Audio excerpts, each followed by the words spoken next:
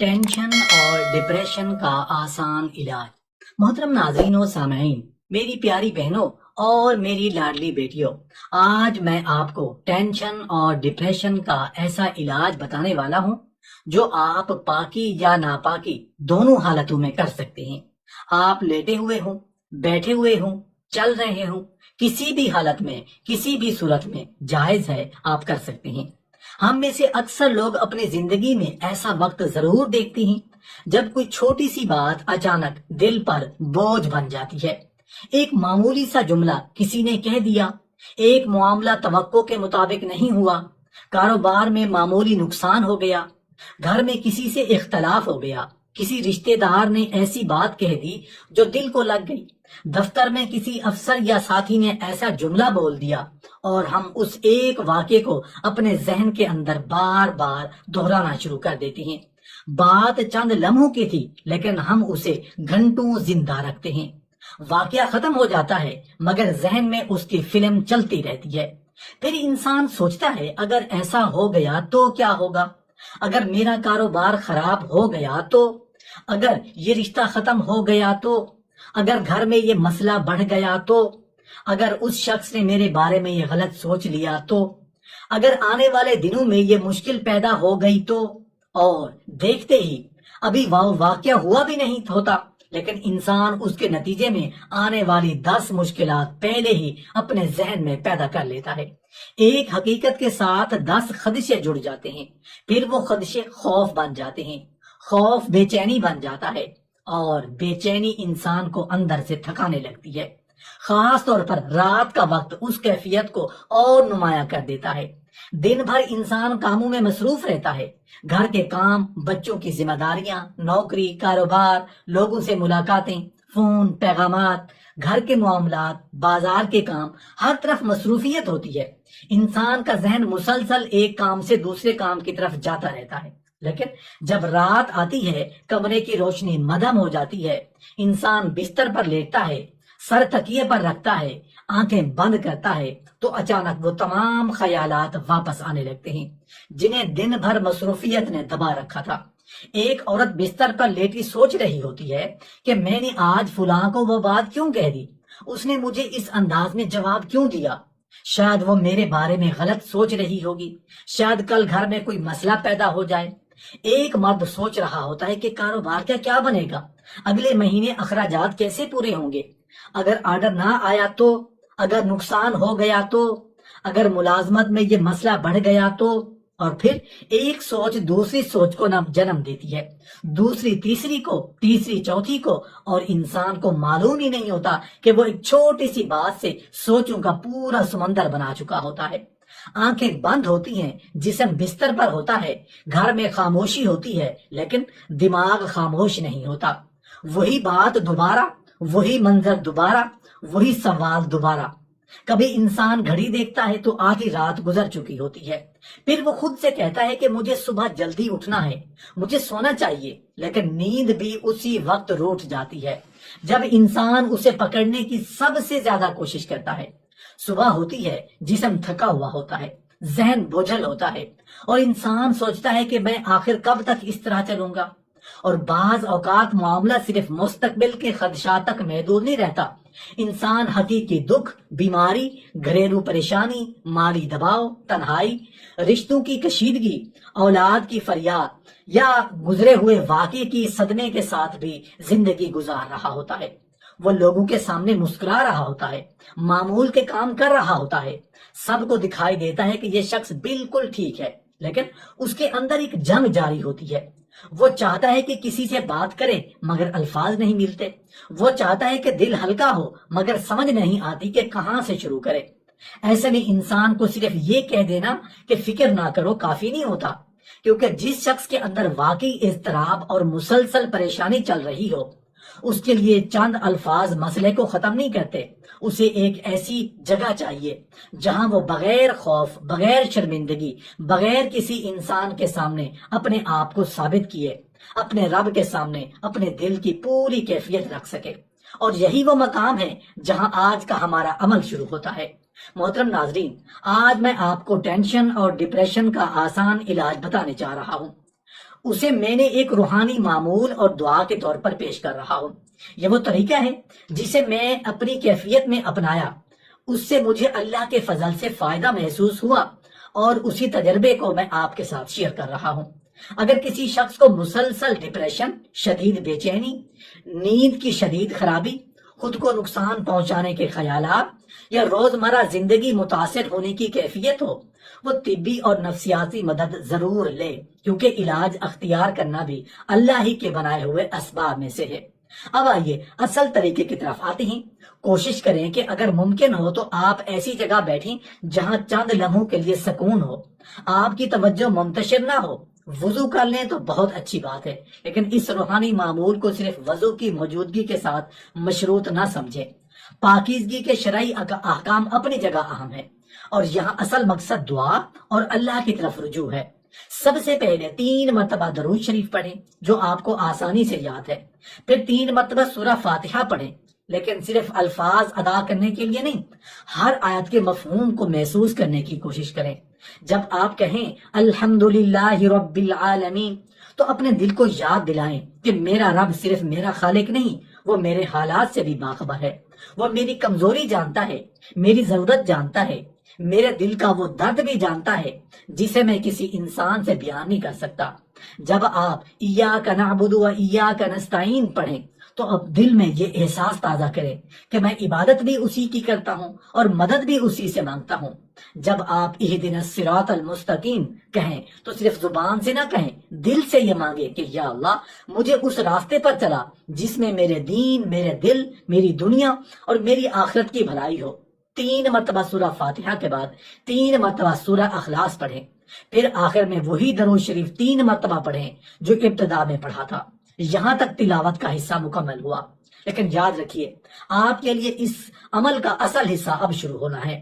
اب اپنے دل کو ذرا ٹھہرائیے، چند لمحوں کے لیے اپنی توجہ دنیا کی آوازوں سے ہٹا کر اللہ کی طرف کیجیے۔ آنکھیں بند کرنا آپ کے لیے توجہ جمع کرنے میں مددگار ہو تو بند کر لیں، ورنہ ضروری نہیں۔ اپنے دل میں یہ تصور پیدا کریں کہ میں اپنے رب کے سامنے کھڑا ہوں، اپنی فریاد اس ذات کے سامنے رکھنے جا رہا ہوں جو مجھ سے بھی زیادہ جانتی ہے۔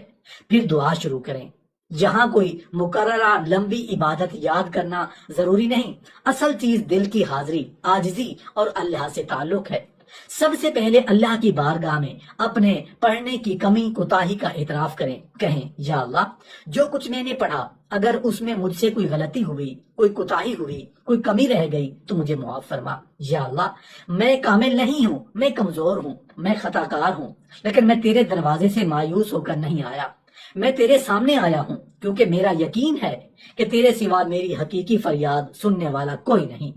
اس کے بعد اپنے دل میں درود و سلام کے ذریعے نبی کریم صلی اللہ علیہ وآلہ وسلم سے اپنی محبت اور عقیدت کا اظہار کریں۔ نبی کریم صلی اللہ علیہ وآلہ وسلم کے لیے مقام محمود اور بلند درجات کی دعا کریں، جیسا کہ قرآن میں مقام محمود کا ذکر آیا ہے۔ یہاں الفاظ سے زیادہ آپ کا ادب، محبت اور عقیدت ہے۔ پھر اپنی دعا کو صرف اپنے ارد گرد نہ رکھیں، یہی اس معمول کا ایک نہایت خوبصورت حصہ ہے۔ اپنے دل کو اپنی پریشانی سے نکال کر پوری امت کی طرف لے جائیں، کہیں یا اللہ دنیا کے جس حصے میں کوئی مسلمان بیمار ہے، کسی ہسپتال میں ہے، کسی گھر میں بستر پر ہے،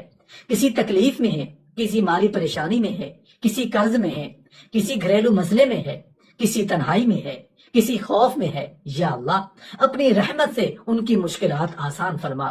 جو لوگ مایوسی میں ہیں ان کے دلوں میں امید پیدا فرما، جو پریشان ہیں انہیں سکون عطا فرما، جو قرض میں ہیں ان کے لیے حلال اسباب پیدا فرما، جو بیماری میں ہیں انہیں شفا عطا فرما، جو کسی جائز مشکل میں پھنسے ہوئے ہیں ان کے لیے آسانی کے دروازے کھول دے۔ پھر ان لوگوں کے لیے دعا کریں جو رشتوں کی مشکلات میں ہیں، یا اللہ جن میاں بیوی کے درمیان غلط فہمیوں نے فاصلے پیدا کر دیے ہیں ان کے دلوں میں اصلاح، نرمی، محبت اور سمجھ پیدا فرما۔ جو والدین اولاد کی وجہ سے پریشان ہیں ان کی پریشانی دور فرما، اور جو اولاد والدین کی وجہ سے دکھ میں ہے ان کے دلوں میں بھی نرمی پیدا فرما۔ یا اللہ ہر گھر میں سکون، محبت، رحمت اور خیر پیدا فرما۔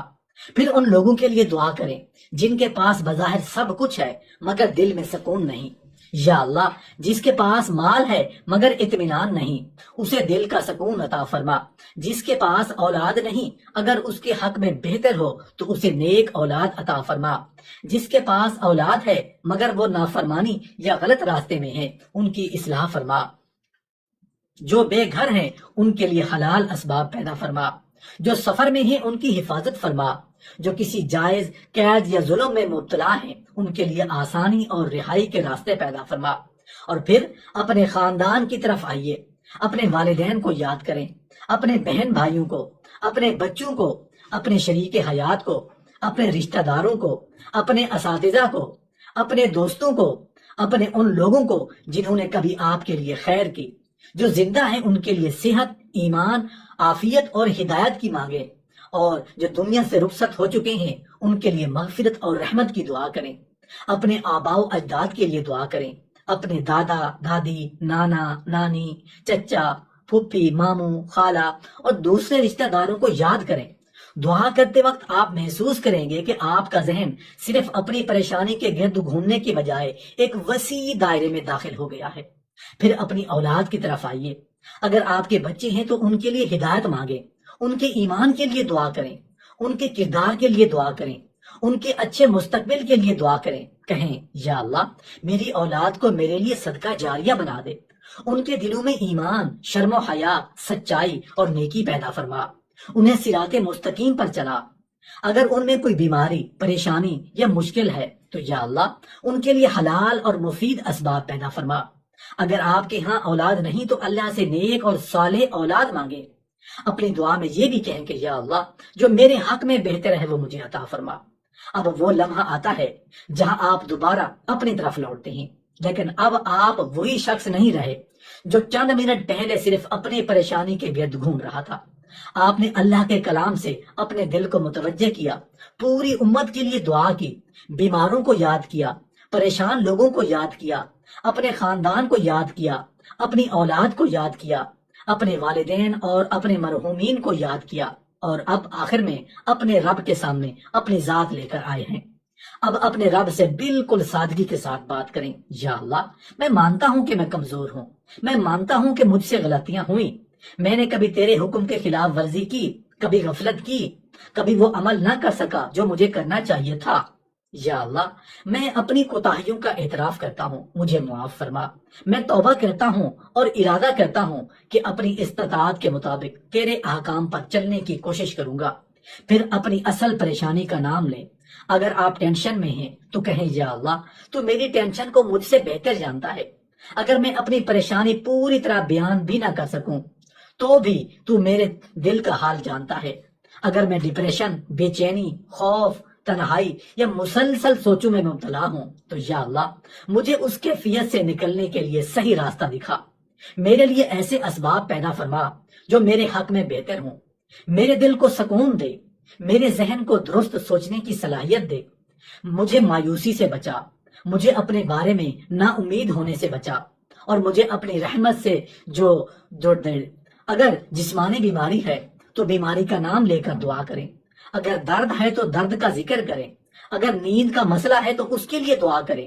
اگر کاروبار کا مسئلہ ہے تو اس کا ذکر کریں، اگر قرض ہے تو قرض کا ذکر کریں، اگر رشتہ ٹوٹنے کا خوف ہے تو وہ خوف اللہ کے سامنے رکھ دیں، اگر گھر میں مسئلہ ہے تو وہ مسئلہ اللہ کے سامنے رکھیں۔